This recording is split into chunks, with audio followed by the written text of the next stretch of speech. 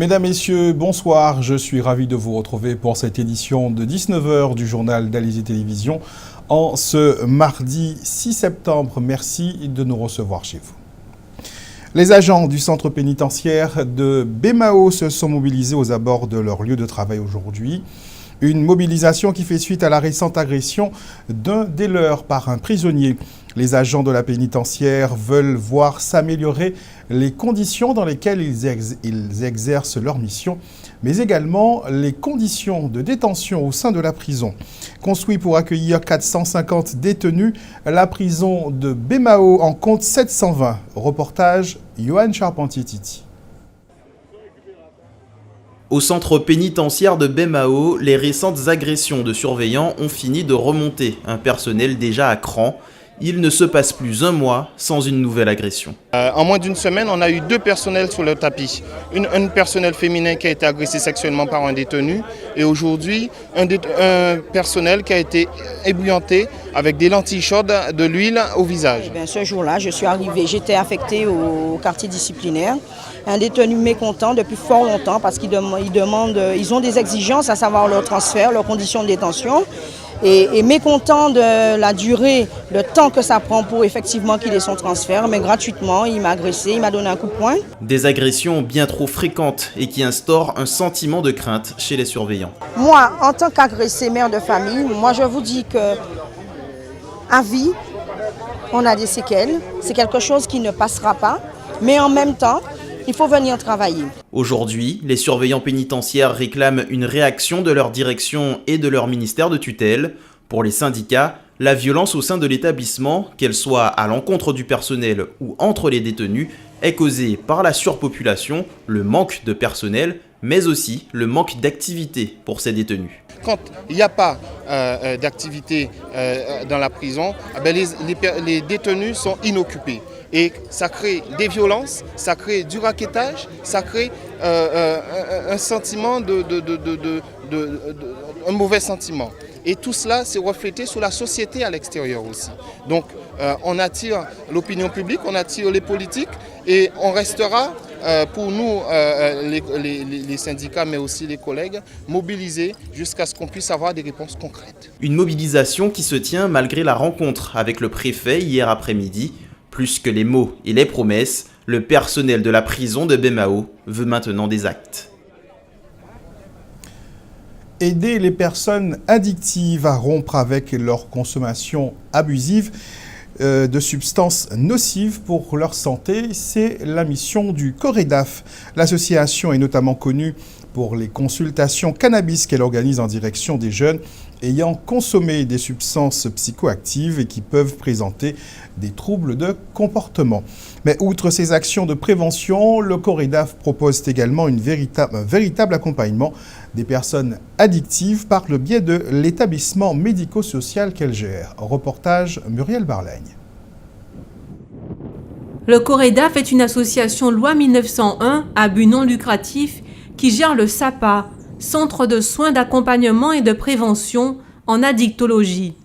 Les personnes en proie à une addiction, avec ou sans substance, licite ou illicite, y sont dirigées.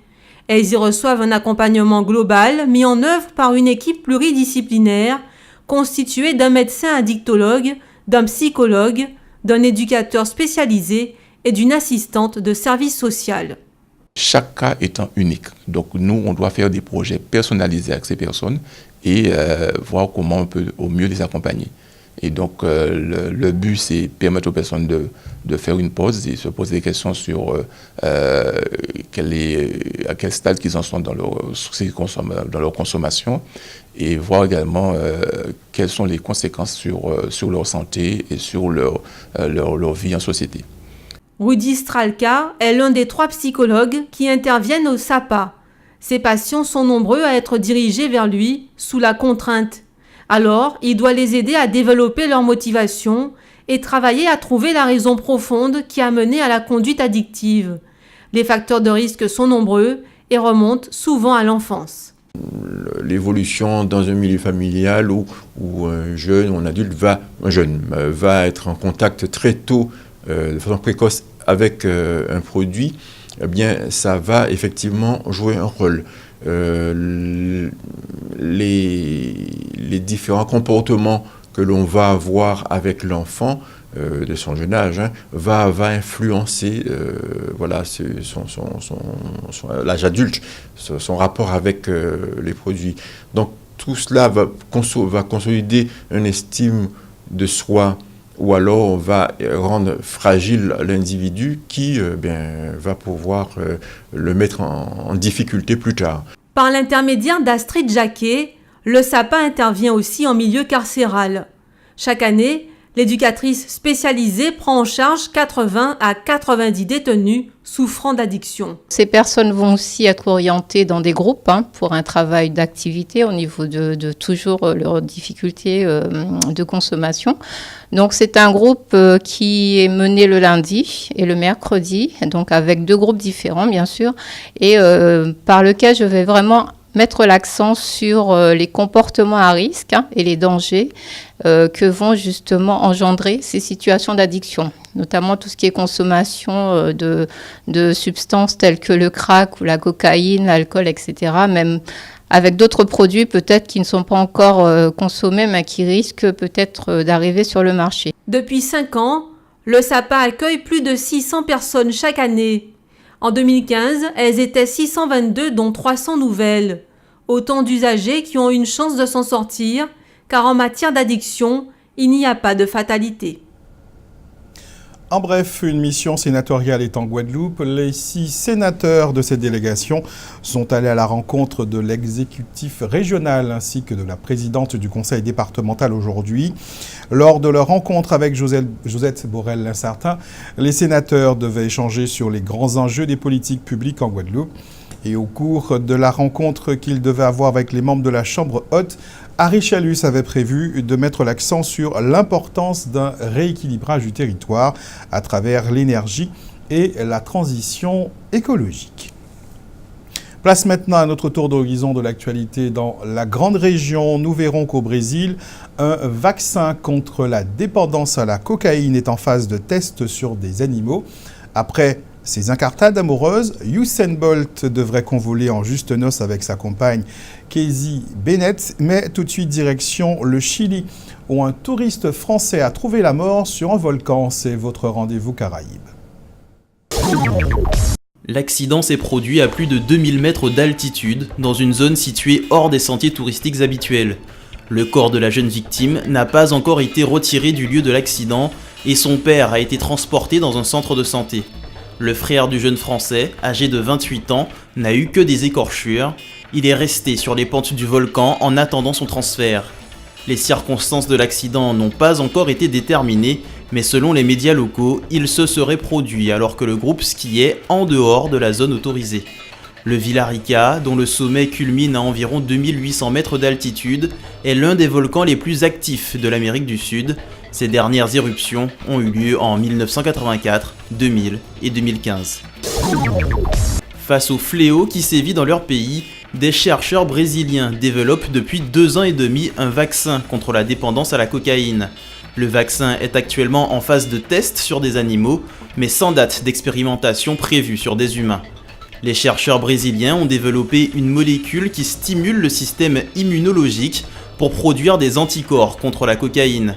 Ces anticorps vont séquestrer la cocaïne et l'empêcher d'arriver au cerveau en réduisant les effets euphorisants de la drogue, ce qui conduit l'utilisateur à perdre l'intérêt pour la cocaïne.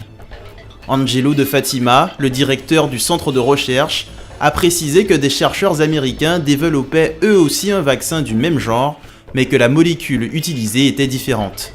De Fatima a souhaité ne pas révéler le nom de la molécule, car elle n'est pas encore brevetée.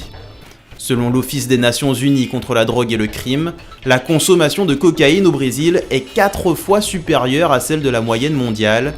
Face à cette situation, le vaccin est une stratégie prometteuse pour le traitement de la dépendance. En principe, le vaccin ne sera utilisé que par des patients fortement motivés pour arrêter de se droguer, ou en prévention à l'abus de cocaïne par des enfants et adolescents, ou encore dans le combat contre le crack. Elle n'a jamais rien dit lorsque les nombreuses incartades d'Usain Bolt ont été révélées par la presse lors des Jeux Olympiques de Rio au Brésil. Cassie Bennett a semble-t-il pardonné à son petit ami puisqu'elle vient d'accepter sa demande en mariage. Si elle n'a jamais pris la parole publiquement, Cassie Bennett s'est contentée de liker quelques commentaires sur les réseaux sociaux, notamment un montage photo sur Instagram où on la voyait à côté de Jadi Duarte, la brésilienne de 20 ans qui a passé une nuit avec le champion olympique. Seule la demi-sœur d'Usain Bolt s'était exprimée dans les colonnes du Daily Mail, jurant qu'ils allaient réussir à passer outre ce scandale. D'après une photo postée hier sur Snapchat par le champion jamaïcain, Usain Bolt a demandé sa compagne en mariage lors de leur séjour à Bora Bora et celle-ci a accepté.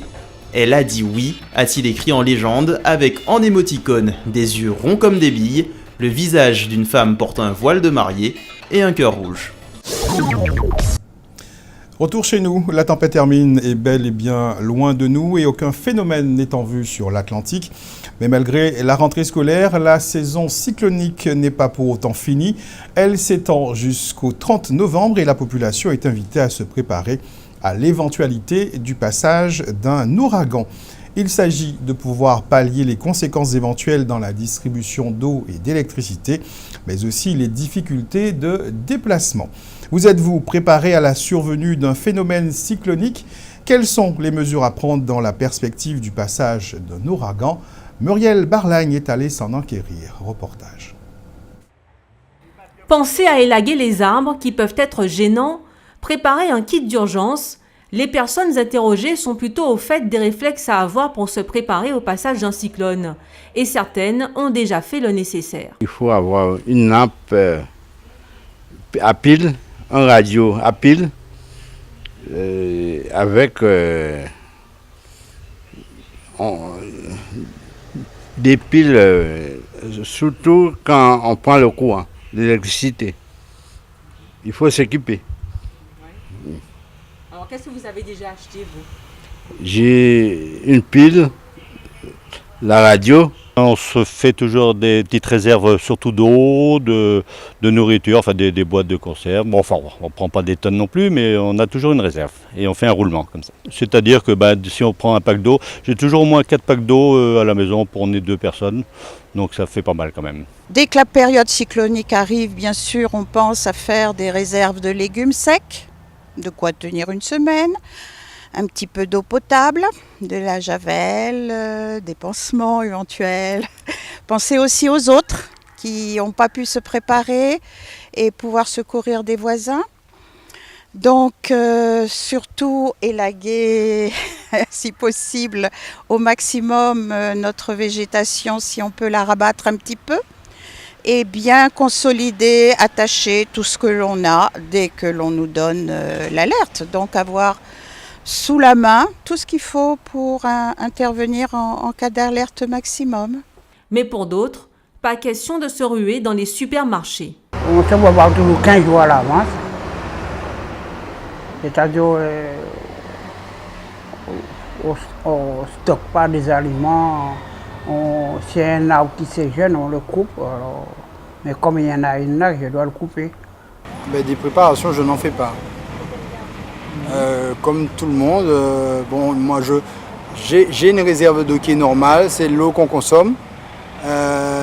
Aller en magasin, dévaliser, non, on n'a pas cette habitude. On croit sincèrement qu'il ne nous arrivera rien, on reste positif et on fonctionne comme ça. La saison cyclonique a débuté au mois de juin. C'est le moment d'être vigilant. Le mieux est d'éviter de s'y prendre à la dernière minute. Vous êtes-vous déjà demandé quels sont les dispositifs de sécurité prévus en cas de grosse avarie sur l'une des navettes inter-îles qui desservent la Guadeloupe?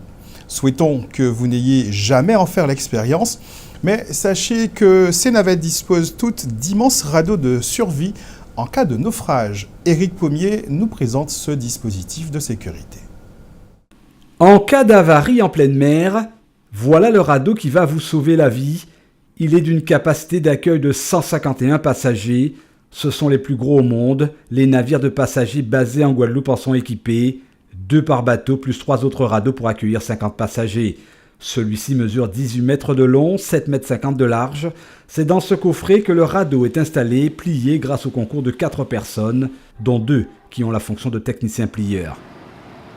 En Guadeloupe, voire aux Antilles, c'est cet homme, François Lamy, qui depuis 1993 est responsable de l'entretien des radeaux de survie. 200 bateaux au total sont concernés par cette opération de sécurité. Pour cela, l'homme a un agrément spécifique qui l'autorise seulement une fois par an à procéder au contrôle technique de ces grosses embarcations de sauvetage. Les compagnies profitent des périodes creuses pour se plier aux exigences de la réglementation. On ne badine pas en effet avec la sécurité des passagers. François Lamy est là qui veille au grain. Première étape, récupérer le radeau. La tâche est délicate, l'équipe est finement rodée. Cette masse d'un poids total de 650 kg est posée sur le camion délicatement. Mission accomplie au bout de 20 minutes de manœuvre. Ah oui, parce qu'il ne faut pas qu'il tombe. S'il tombe, en fait, il y a un système de percussion automatique. Donc s'il tombe, il percute et il se déploie sur le quai. Donc évidemment, et puis c'est quand même des systèmes assez compliqués de fixation. Il y a des systèmes de largage à distance. Il faut vraiment que ce soit un spécialiste qui intervienne pour déconnecter tout ça, quoi. Alors j'ai compté chrono en main 20 minutes, c'est le temps raisonnable pour justement cette manœuvre? Ça va beaucoup plus vite à le descendre qu'à le remonter.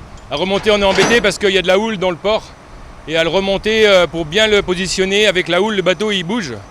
Donc quelquefois on passe plus d'une heure à remettre le système en place. Étape suivante, direction le hangar. François Lamy dispose d'une surface de 750 m² pour travailler dans de bonnes conditions. Sur place, il y a le technicien plieur également certifié qui va œuvrer en respectant chaque étape, sortir le radeau de son emballage et surtout le déplier convenablement. Mais il faut déconnecter le système de percussion automatique. Le radeau est branché à 6 bouteilles de gaz, chacune pesant 60 kg. Ce sont elles qui permettent le gonflage du radeau en quelques secondes grâce à une poussée de 200 bars. Alors François, le voilà, ce fameux radeau. On le connaît, on l'a déjà fait plusieurs fois. Il vient chaque année chez nous, donc celui-là on le connaît. Là, on va d'abord séparer la structure de tout le système de gonflement. Il y a 6 grosses bouteilles de gaz. Donc une fois qu'on a séparé la structure, on dégage les bouteilles qu'on va peser, qu'on va vérifier pour voir qu'elles n'ont pas fui. Et puis dans le même temps, on va gonfler le radeau lui-même avec des compresseurs. Puis vient le moment du gonflage. Ce radeau comporte 16 compartiments différents à vérifier. Fissures, fuites, perte de gaz pour les bouteilles. Le travail est minutieux. L'équipe n'a pas droit à l'erreur. Déjà, on est responsable devant la justice en cas de problème, pénalement et civilement. S'il y a un problème de non-ouverture d'un radeau qui a été révisé par nous, on est responsable devant la justice. Et puis moralement aussi, quoi. Et par contre, à l'inverse, c'est très gratifiant d'apprendre qu'un des radeaux qu'on a révisé dans les années ou les mois précédents a sauvé une vie. C'est arrivé l'année dernière. Ce radeau est passé au peigne fin, d'autant plus qu'il a été fabriqué en 2005. La durée de vie de cette embarcation de survie est d'environ 15 ans. Toutes les données techniques sont relevées et répertoriées sur une plateforme informatique et sont transmises au constructeur. Si le radeau est aux normes de la réglementation en vigueur, il sera plié et remis en boîte. Durée de l'opération 35 minutes. Le contrôle technique du radeau, une étape incontournable. L'opération pour les 3 navires de passagers concernés, toutes compagnies confondues, coûtera la bagatelle de 60 000 €. C'est le prix à payer pour voyager en toute liberté, mais surtout en toute sécurité. Quelques nouvelles des coureurs abîmés engagés dans le Tour cycliste Antenne Réunion.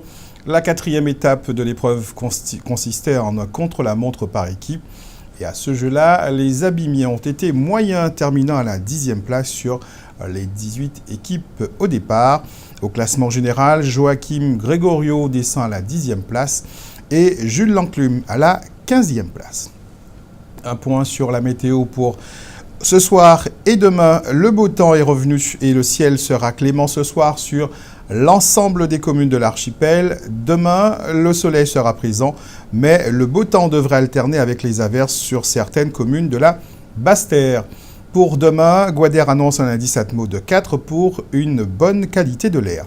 Passez une bonne soirée sur Alizé Télévision. Je vous donne rendez-vous demain 12h30 pour un nouveau point sur l'actualité locale et régionale.